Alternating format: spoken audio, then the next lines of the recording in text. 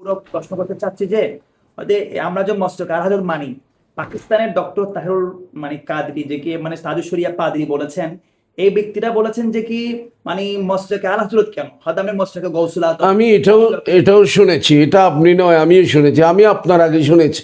আচ্ছা তাহিরুল কাদরি উনি এক সময় আলা হযরত রহমতুল্লাহের ভূয়সী প্রশংসা করেছেন।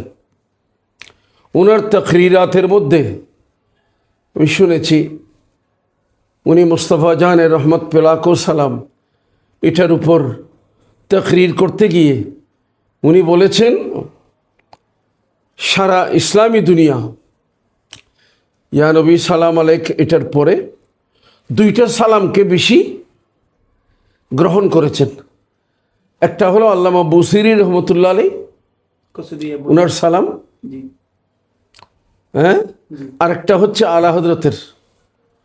তো উনি অনেক বলেছেন, পরে গিয়ে কেন উনি আলা হযরতের বিপক্ষে চলে গেলেন, উনি কেন আলা হযরত রহমতুল্লাহ আলের কথায় উনি খেপে গেলেন।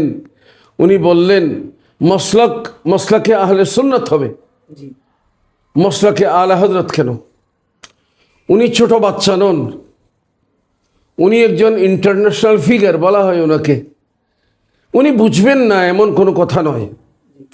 কেন মসলাকে আলা হযরত বলা হচ্ছে, মসলাক কেন আলা হযরতের দিকে কেন নিসবত করা হচ্ছে, উনি আমাদের চাইতে ভালো বোঝার কথা।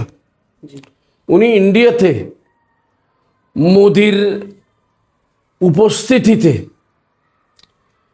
উনি ইন্টারন্যাশনাল সুফি কনফারেন্সের মধ্যে উনি ওখানে ইশারা ইঙ্গিতে আলা হযরত রহমতুল্লাহ আলাইকে উনি কটাক্ষ করেছেন।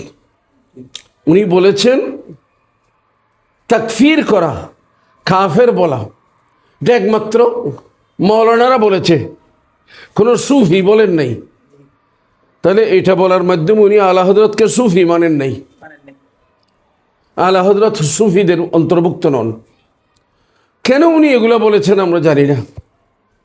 বাকি কথা হচ্ছে এছাড়া ওই তাহিরুল ওনার সবচেয়ে বড় যে কথাটা ছোট, কিন্তু ছোট হলেও ওটা অনেক বড়। উনি যে শিয়া সুন্নি উনি বলেছেন শিয়া সুন্নি ভাই ভাই হে, শিয়া সুন্নি ভাই ভাই বলেছেন।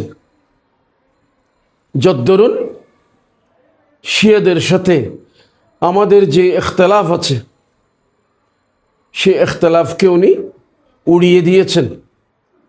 এই ইখতিলাফের কারণে শিয়ারা যেখানে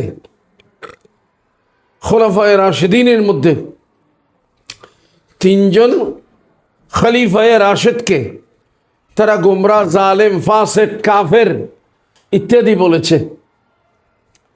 এখন উনি তাদেরকে সাপোর্ট করলেন কিভাবে জানি না।